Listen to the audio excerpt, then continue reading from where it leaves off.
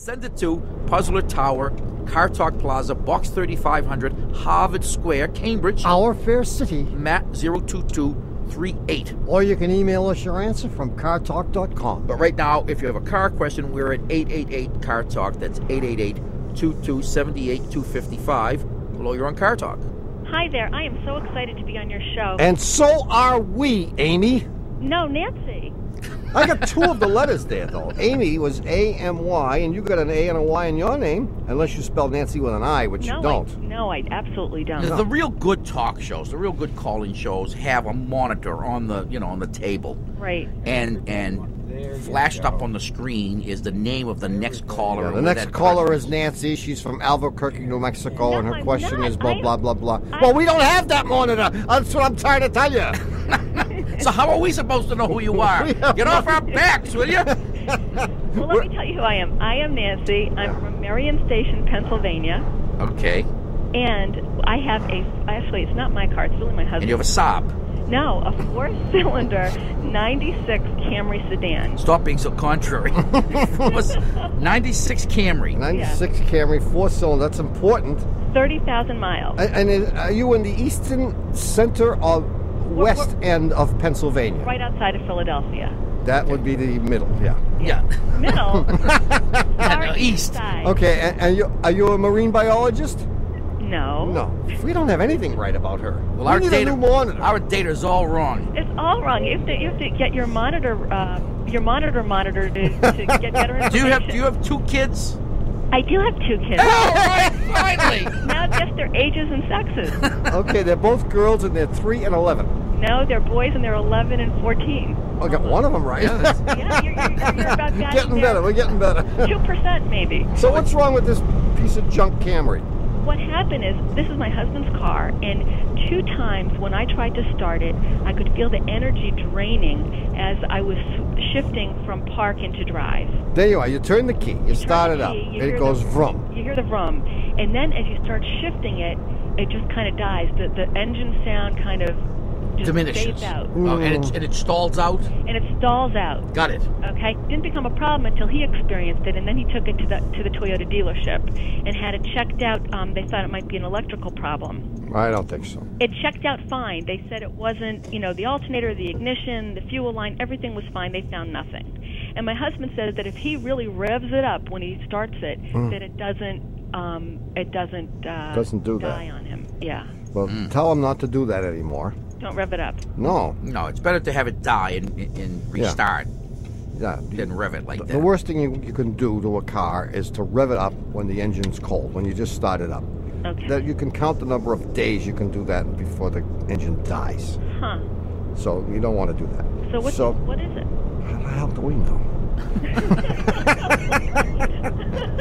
Why did I call? I don't know, because you wanted to waste some time. Yeah. I mean, it sounds to me like the engine, when it starts, is not revving quite fast enough. Have any trouble with the boys? We have boys ourselves. We have boys. We've had 11 and 14-year-old boys. We can help you with a question about them. They're probably still human. Is that right? 11 and 14? Semi-human. Oh. Yeah, the 14-year-old is fast fading. It's gonna get so much worse, man. You're gonna wonder why you brought them into this world. Why did I do this? Well, I've thought of that. No, they're gonna hate you. No, you haven't. No, you can't comprehend the full force of their hatred for you. Oh, you can't. Oh man, you will be despised beyond your wildest dreams. I mean, when we were first married, my wife said that she wanted to have kids, and I was violently opposed to it. I said, why would you want to do that to yourself? This is ridiculous. And she convinced me that it was probably a great, wonderful thing to do. I mean, it was God's will, and nature wanted this. And motherhood ran in her family, right. Her mother was a mother. Her mother's mother had been a mother. And so she convinced me to do this. And I remember it was when my son was about 15 that she leaned over one day and whispered in my ear, "You were right." How old is he now? I think he's about 40. No, he's 18. And has it gotten better? I think he's turned the corner. He's turned the corner. He's become human again. Yeah. But I can't attest to it. But It seems as though that's true. Yeah. Well, we go back and forth. Yeah. Yeah. But then let me ask you a question. Do I discuss my car problem with the psychologist? I think so. Yeah. You got as much chance of getting an answer. Here's what I would do. I would take it to the same guys who said everything was okay, Right. and I would leave it with them overnight. Yeah. And I would ask them to start it from cold in the morning and find out what the RPMs are in the morning, and they will discover that they're too low. Yeah, and here's what's wrong with it. You have a faulty coolant temp sensor. That's my gut feeling. That's good. It's good. And they should put the ohm meter on this thing. There's a chart that when they look it up, they may have it even memorized, that'll tell you at this temperature that the coolant temp sensor should have this many ohms. Because that reading sends that sends a signal to the computer, which in turn sends a signal to the fuel injectors to tell them how much fuel to put in and how to race the engine and all that. And it says the engine's cold, so it's got to rev a little bit faster. And if it doesn't tell that to the computer has no way of knowing, and so it thinks the engine's warm, and it runs too slowly, and then when you take your foot off the brake or do whatever you do, it stalls. If they can't figure it out and they're at a loss for what to do, ask them to just replace the thing because it's relatively cheap. Okay. Then if it isn't that, then what's the next step? Oh, well, I mean, Well, you call us back. I mean, we can't go dealing with hypothetical questions. Nancy, we're very, very busy.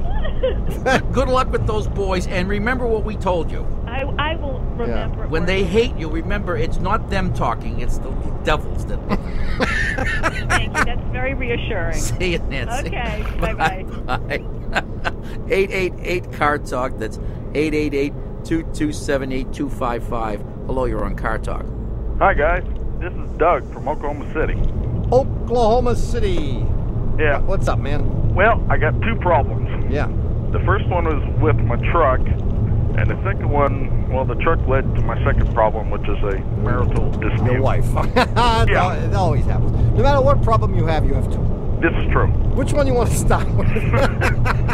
Let's start with the truck. Let's start with the truck. It's an 85 Ford F-150.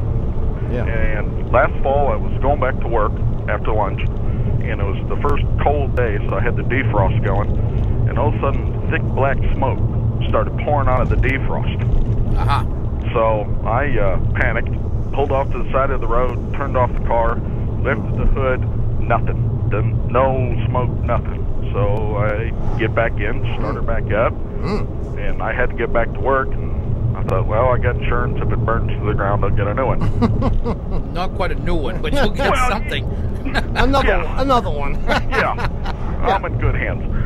Yeah. Anyway, so I come back out after about 3-4 hours and start her up. It smells like crazy in there, but turn on the defrost, drive home, nothing. Works great.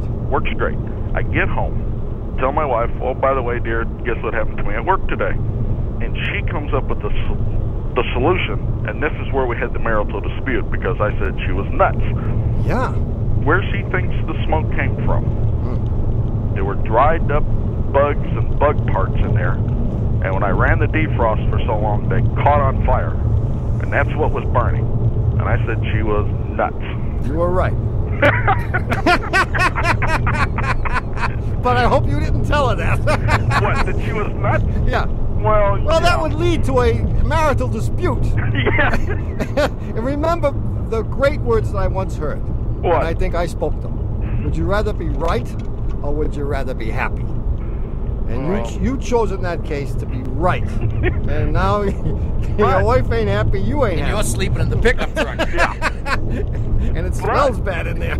Well, I think she's wrong, because you'd be hard-pressed to get enough bugs to make all that acrid black smoke. And secondly, there's nothing hot enough to set bugs on fire.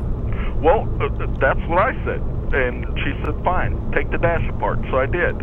You I found all a these whole bunch of bugs. Were they, as the French say,